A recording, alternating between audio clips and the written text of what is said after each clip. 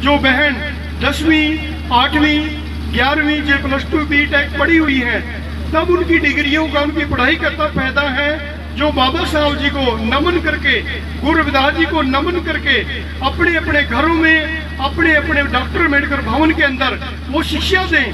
चाहे वो भाई कितनी बड़ी डिग्री ले रहा हो, चाहे वो IPS कुछ भी बना हुआ है, तो वो जब कामयाब है देश के अंदर, जब अपने बच्चों को ज़्यादा से ज़्यादा शिक्षित करे, अपने परिवार को शिक्षित करे। देखिए हमारे मास्टर प्रवीण बरसी जी, इनके ऊपर बहुत कहर पड़ा, बहुत दुख हुआ कि इन्होंने वो दुख को भी सहन करते हुए बाबा साहब के मिशन को लेके और गुरु रविदास जी की जीवनी को लेकर जीवन के अंदर संघर्ष कर रहे हैं। तो हमें दुख को देखकर संघर्ष को नहीं छोड़ना चाहिए।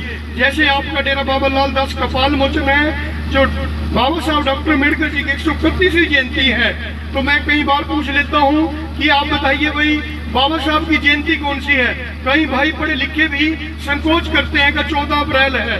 वो तो 14 अप्रैल तो हमारी तारीख है, उससे हमें पता होना चाहिए कौन सी जयंती है। जब हम गुरु रविदास महाराज जी की जयंती पूछते हैं तो 645वीं तो हम बोल देते हैं, पर 645 साल में हमने कितना धर्म, कितना कर्म, कितनी शिक्षा बाबा साहब ने गुरु महाराज जी की जीवनी को पढ़कर पूरे देश का संविधान लिख दिया। तो मैं ये प्रार्थना करूंगा, क्यों ना हम भी बाबा साहब के संविधान को पढ़ के अच्छे उच्च कोटि के विद्वान बने, अपने बच्चों को अच्छा विद्वान बनाए, अच्छे प्रचारकों से, अच्छे विद्वानों से शिक्षा प्राप्त करें।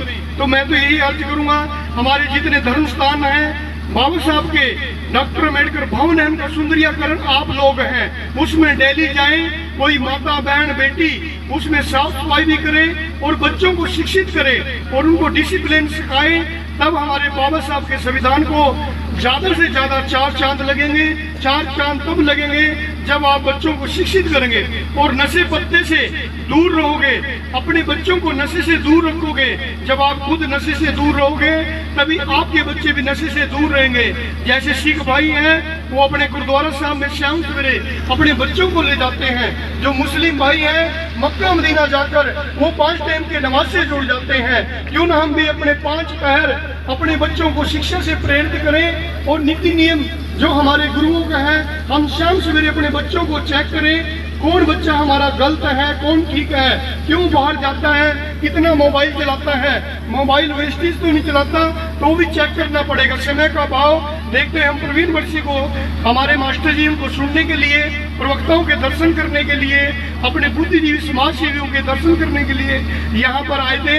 तो मैं तो यही प्रार्थना करूंगा कि आपके डेरा बाबा लाल दास के अंदर भाई सब जानते हैं कि 100 से अधिक बच्चे वहाँ शिक्षा ग्रहण कर रहे हैं, जिसमें छात्रावास भी है और बच्चे तैयारी भी कर रहे हैं। 2-3 तो मेरे साथी हैं और कुछ बच्चे 70 बच्चे आपके डेरे से 4-5 साल के अंदर नौकरी लग चुके हैं। मैं सभी धर्म स्थानों से, डॉक्टर अम्बेडकर सभाओं से, गुरु रविदास सभाओं से, सभी धर्म संस्थाओं से तब आपका धर्म चमकेगा जब आप बच्चों को नशे पत्ते से दूर रखोगे, अच्छे शिक्षित बनाओगे।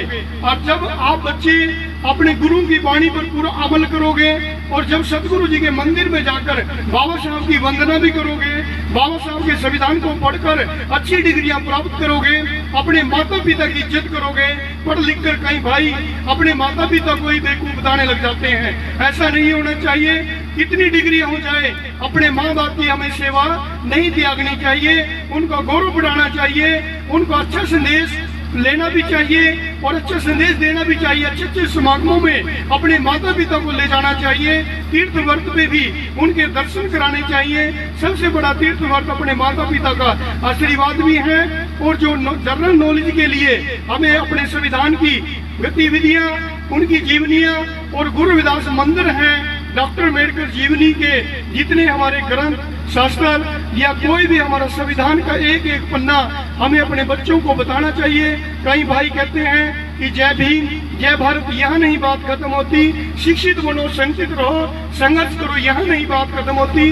पहले हमें 10-12 साल अपने बच्चों के ऊपर ध्यान देना पड़ेगा, तब हमारे बच्चे अच्छे उच्च अधिकारी बन सकते हैं। जब बच्चों के ऊपर आप अच्छे केयर टेकर बनोगे तभी अच्छे माता पिता को होगे। जो खुद हम बच्चों से नशा मंगवाएंगे, कोई बीड़ी मंगवाएंगे या दारू मंगवाएंगे, तो बच्चे भी कल आपके बच्चे नशा पत्ता सीखेंगे।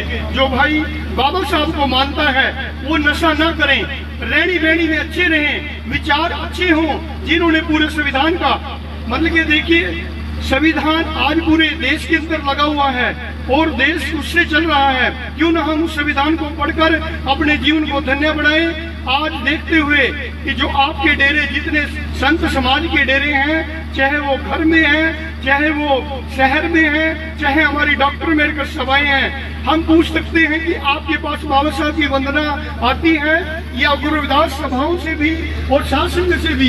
कोई कहता है कि 35 साल, कोई 20 साल, कोई 10 साल कहता है कि मैंने गुरु रविदास मंदिर के अंदर योगदान नीति नियम किया है। जब नीति नियम की बात आती है तो हम देखते हैं कि गुरु रविदास जी की वाणी कितनी आती है, बाबा साहब की जीवनी पढ़कर हमने कितना संदेश लिया है और कितना दिया है। क्यों ना हम एक एक वाणी का शब्द और बाबा साहब की डेली जीवनी पढ़े, तब हमारा जीवन, हमारे परिवारों का जीवन, हमारे देश का, हमारे समाज का जीवन धन्य हो सकता है। बाबा साहब ने सार्व मानवता के लिए काम किया। आज नारी जाति है, चाहे वो कोई भाई, चाहे बच्चा, मानव, देश की जो नागरिकता है तो वो बाबा साहब की वजह से है। बाबा साहब को पढ़ना चाहिए। बाबा साहब ने किसी का बुरा नहीं किया। बाबा साहब ने एक संविधान बनाकर पूरे देश का गौरव बढ़ाया। तो हमें बाबा साहब को कोटि कोटि नमन करना चाहिए। अपने बच्चों को बाबा साहब का इतिहास ज्यादा से ज्यादा बताना चाहिए। डेरा बाबा लाल दास कपाल मोचन के अंदर जो आपको बताया गया वो सच है। बड़सी साहब भी वहाँ पर जाते हैं, जब भी इनके घर पे कोई मेहमान आता है वो अपने मेहमानों को घुमाने के लिए भी और बच्चों को कोऑपरेट करने के लिए भी आ जाते हैं।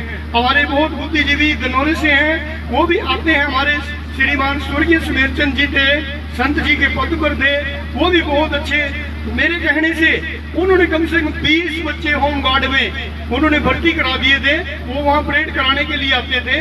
तो ऐसे महापुरुषों को, ऐसे विद्वानों को, इस गांव को हम कोटि कोटि नमन करते हैं। गुरु रविदास जी की जीवनी हम कहने से नहीं, मंदिर बनाने से नहीं, जैसे मुस्लिम अपने ईमान का पक्का है, जैसे सिख अपने ईमान का पक्का है, आपको भी पक्का होना पड़ेगा।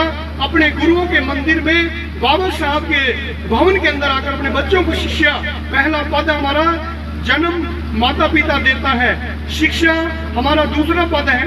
टीचर